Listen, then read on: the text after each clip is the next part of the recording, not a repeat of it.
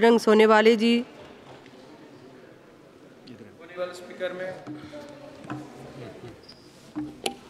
होनेबल speaker में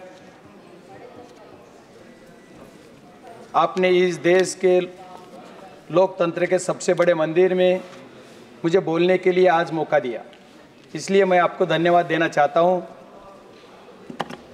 मैं महाराष्ट्र के बीड जिले से चुन के आया हूं। जिले की जनता ने मुझे इस मंदिर में बोलने के लायक समझ के चुन के दिया है, इसलिए मैं मेरे बीड जिले के जनता को धन्यवाद देना चाहता हूं।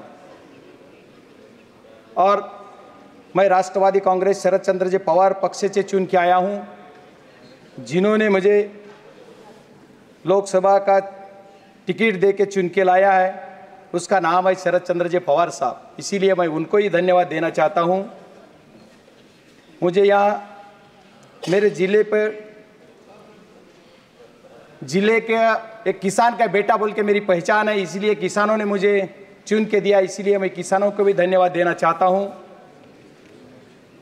आज आप सबको संबोधित कर पा रहा हूं, यही लोकतंत्र की ताकत है, बाबा साहेब अंबेडकर के संविधान की जादू है। आज मैं इस सदन में स्वास्थ्य और परिवार कल्याण मंत्रालय पर बोलने वाला हूं। इस सदन में मेरे जैसे बहुत से नए सदस्य हैं, जो पक्ष और विपक्ष और सरकार में से है। मुझे व्यक्तिगत रूप से लगता है कि नए एमपीज के लिए कुछ ज़्यादा समय देना चाहिए। थोड़ा ज़्यादा समय दिया तो वो कुछ बोल पाएंगे, लेकिन ऐसा नहीं होता है। मैं बार बार जब से ये सत्र चालू हुआ है, जब से 0 आवर्स 377 और क्वेश्चन जमा करता आ रहा हूँ, लेकिन मुझे इनमें से बोलने का मौका नहीं मिला। आज मेरा सौभाग्य है कि मुझे बोलने का मौका मिल रहा है और मैं इसके लिए आभारी हूँ।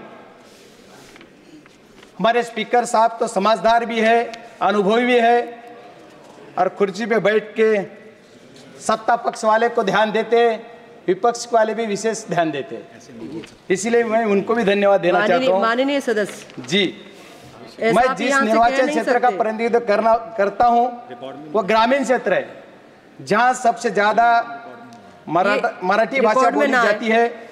इसीलिए मैं निर्वाचन क्षेत्र के लोगों को हिंदी में बोलने, हिंदी में बोलना समझ नहीं पाएंगे, इसलिए मैं मराठी बोलने का कोशिश कर रहा हूँ और मैं मराठी में बोलूंगा। बोल सकते हैं माननीय जी, बोल सकते हैं।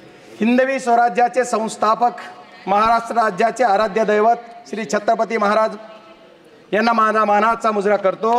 फुले शाहू आंबेडकर, अण्णाभाऊ साठे यांना अभिवादन करून, या देशाचे नेते आदरणीय शरदचंद्रजी पवार साहेब यांना नमस्कार करून, तमाम मराठा समाजासाठी लढत असणारे महाराष्ट्रामधील एकमेव नेतृत्व मनोजदादा जरांगे यांना नमस्कार करून, आज या देशाच्या सर्वोच्च सभागृहामध्ये आरोग्य विभागावर बोलण्यास सुरुवात करतो। माननीय स्पीकर मॅम, माझा बीड जिल्हा हा मराठवाड्यातील, महाराष्ट्रातील एक जिल्हा आहे, ज्याची ओळख ऊसतोड मजुरांचा जिल्हा, दुष्काळी जिल्हा असा आहे। गेली कित्येक वर्ष माझ्या जिल्ह्यातील राजकीय लोक ऊसतोड मजुरांचा जिल्हा म्हणून भांडवल करून त्याच्यावर राजकारण करतात, दुष्काळी जिल्हा म्हणून त्याच्यावर भांडवल करतात। ऊसतोड मजुरांसाठी, आरोग्यासाठी काय काम केलं याच्यावर कुणी बोलत नाही। माझ्या ऊसतोड मजुरांसाठी काम करण्याची खूप गरज आहे।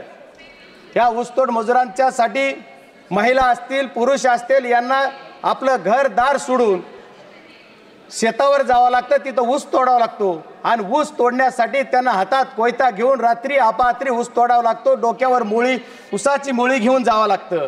याच्यासाठी कुणीतरी काम केलं पाहिजे आणि याच्यासाठी मायबाप सरकारला माझी विनंती आहे की आपण माझ्या बीड जिल्ह्यातल्या या ऊसतोड मजुरांसाठी विशेष काहीतरी अनुदान, आपल्या या बीड जिल्ह्याच्या निर्वाचन ही जी क्षेत्र आहे माझी, याच्यासाठी विशेष काहीतरी अनुदान देऊन विशेष दवाखाना किंवा विशेष काहीतरी का। मॅडम, मला 2 मिनिट दिले, 10 मिनिट आहेत माझ्या पक्षाचे, माझी विनंती आहे की मला बोलू देत, मला विषय माझ्या ह्याच्यावर द्या। बरेच लोक आपल्या ऊसतोड मजुरांसाठी जातात, याच्यासाठी माझी विनंती आहे आपल्याला की आपण ज्या वेळेस सगळ्या गोष्टी करतो त्यावेळेस माझ्या जिल्ह्यातून या लोकांसाठी, माझ्या जिल्ह्यामध्ये आशिया खंडामध्ये पहिलं वैद्यकीय महाविद्यालय आहे अंबाजोगाई येथे. त्या वैद्यकीय महाविद्यालयामध्ये मागच्या काळामध्ये माझ्या बीड जिल्ह्यामध्ये एक जिल्हा रुग्णालय पण आहे. 297 उपकेंद्र आहेत, 83 प्राथमिक आरोग्य केंद्र आहेत. पण याच्यामध्ये स्टाफची कमतरता आहे. याचा स्टाफ आपल्याला जास्त देण्यासाठी सरकारकडे आपण थोडी सूचना दिलेली पाहिजे आणि सरकारला सांगितलं पाहिजे, जेणेकरून माझ्या जिल्ह्याचा प्रश्न मिटेल. बीड जिल्ह्यामध्ये गरिबी या सर्वसाधारण लोक आहेत, यांच्यासाठी सुद्धा काहीतरी काम करायचं म्हणलं तर बीड जिल्ह्यामध्ये खाजगी व कॉर्पोरेट रुग्णालयाची कमतरता कमी आहे. याच्यासाठी तिथं आपल्याला शासकीय व्यवस्था देणं गरजेचं आहे. बीड जिल्ह्याचं ठिकाण असून आपल्या मायबाप सरकारने एक योजना घोषित केली की ज्याच्यामध्ये त्यांनी सांगितलं होतं की जिल्हा तिथं वैद्यकीय महाविद्यालय शासकीय होईल. पण मागच्या काळापासून माझा बीड जिल्हा तिथं शासकीय वैद्यकीय महाविद्यालय झालं नाहीये. त्याच्यामुळे तिथं शासकीय महाविद्यालय झालं पाहिजे ही माझी मागणी आहे. आणि बीड जिल्ह्यातल्या सर्व जनतेला माझ्या तालुक्यामध्ये स्त्री रुग्णालय सुद्धा जिल्ह्याच्या ठिकाणी नाहीये. स्त्री रुग्णालयाची सुद्धा आवश्यकता आहे मॅम. एवढंच नाही तर माझ्या सर्व कॉन्स्टिट्यूटमध्ये जे काही कर्मचाऱ्याची कमतरता आहे ती कमतरता भरून काढण्यासाठी आपण सर्वांना आदेशित द्यावा आणि विशेष पॅकेज देऊन मला महाविद्यालय, आमच्या शासकीय महाविद्यालय माझ्या जिल्ह्याला द्यावा, एवढी माझी आपल्याला कळकळीची विनंती. मी शेवटचे 2 प्रश्न 2 शब्द मिनिट आपले घेणार आहे. ज्या वेळेस आपल्या ज्याला अंबाजोगाईला जे महाविद्यालय माझं आहे तिथं 50ची विद्यार्थी संख्येची क्षमता असताना जो स्टाफ भरला आहे त्याची आज क्षमता 150 विद्यार्थ्याची झाली. पण तो स्टाफ तसाच आहे. डॉक्टर असतील, नर्सेस असतील, वर्ग 3 असेल, वर्ग 4 असेल, तीच व्यवस्था आहे, ती बदलली पाहिजे आणि माझ्या इथं व्यवस्था जास्त करून दिली पाहिजे मॅम. आम्हाला वेळ दिला जात नाही मला माहीत नाही. माझं सर्वांना विनंती की बीड जिल्हा खूप दुष्काळी आहे. आमचा भाग खूप दारिद्र्यामध्ये जगतोय. याच्यासाठी तिथला प्रतिनिधी म्हणून आल्यानंतर आपला प्रतिनिधी काहीतरी बोलतोय का, आपले प्रश्न मांडतोय का, याच्यासाठी आपल्याला वेळ दिला पाहिजे आणि आपण बोलण्यासाठी दिलं पाहिजे. आता आरोग्यमंत्र्यांनी बरेच काही घोषणा केल्या, all India science medical college वगैरे, आम्हाला काहीच नाही. तर आमच्या जिल्ह्यासाठी आपण काहीतरी द्याल अशी अपेक्षा व्यक्त करतो. आपल्या माध्यमातून सरकारला पण मागणी करतो की आपण सर्व गोष्टी करताल. माझ्या जिल्ह्यामध्ये महिला व पुरुषांचा दर जर बघितला तर 1000 पुरुषामागं 933 महिला जन्मतात. म्हणजे तो सुद्धा दर कमी आहे, तो वाढवायचा जर असेल. किंवा तसेच माझ्या जिल्ह्यामध्ये बरेचसे जे पद रिक्त आहेत, या गोष्टी माझ्या अंबाजोगाईच्या दवाखान्यामध्ये सिटी स्कॅनची मशीन आहे पण ते वेळोवेळी बंद पडते, 12 वर्षापूर्वी आलेली आहे. त्याच्यामुळे तिथे एक नवीन मशीन आपल्याला तिथं घेतली पाहिजे आणि त्याच्यासाठी सुद्धा आपण त्यांना सूचना दिल्या पाहिजेत अशी माझी आपल्याला कळकळीची विनंती आहे. व्हेंटिलेटर जर जिल्ह्याच्या रुग्णालयात जिल्हा रुग्णालयामध्ये गेलं तर जिल्हा रुग्णालयाची एवढी अवस्था बिकट आहे की तिथं CS नावाचा जो अधिकारी आहे, CS जो असतो आपला सिव्हिल सर्जन, ते कधीही बसत नाहीत.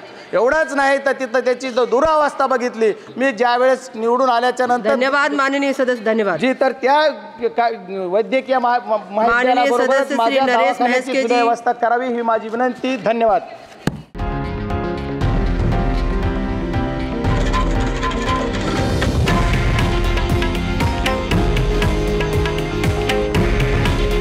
हे आहे देशातील नंबर 1 न्यूज नेटवर्क आणि आपण पाहत आहात TV9 मराठी. काळजी तुमची, हित महाराष्ट्राचं.